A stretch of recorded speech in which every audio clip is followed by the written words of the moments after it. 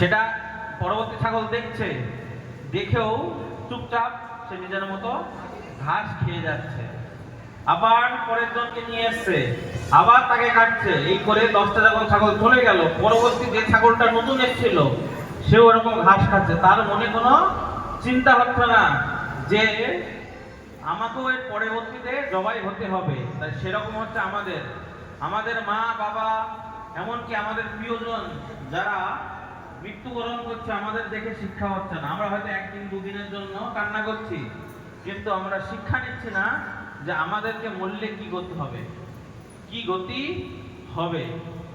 ভগবান গীতাতে বলছেন, জং জং ব্যাপী স্মরং ভাবে তদে তন্তে কলেবরম তং তমে বৈতি কন্তেয় সদা তদ্ভব ভাবিতঃ।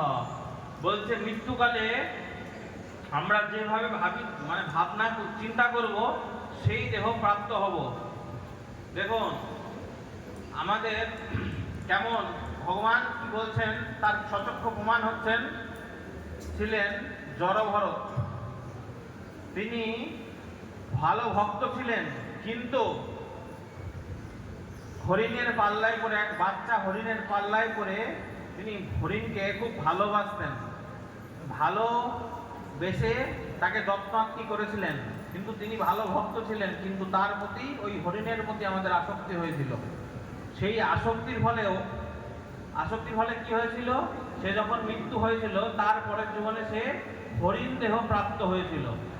আমাদেরকেও সেজন্য সজাগ থাকতে হবে। যদি আমরা ঠিকমতো হরিনাম না করব, আর যদি ঠিকমতো ভগবানের সেবা পূজা না করব, তাহলে আমাদেরকে মৃত্যুকালে আপনার যার প্রতি আসক্তি থাকবে সেই দেহ প্রাপ্ত হতে হবে। যদি কারোর বাড়িতে কুকুর থাকে, কুকুরটাকে আমরা ভালোবাসছি খুব, সেই পরবর্তী জীবনে আমাকে কুকুর হয়েই জন্মাতে হবে। এটা ভগবান তাই গ্যারান্টি সহকারে বলছে, যার প্রতি আসক্তি থাকবে, যদি কোনো মাতাজি কোনো পুরুষের উপর আসক্তি থাকে, তার পরবর্তী জীবন সে পুরুষ হবেই হবে। আবার কেউ যদি কুকুরকে ভালোবাসে, সে পশু হবেই হবে। ভগবান গীতাতে তাই বলছেন।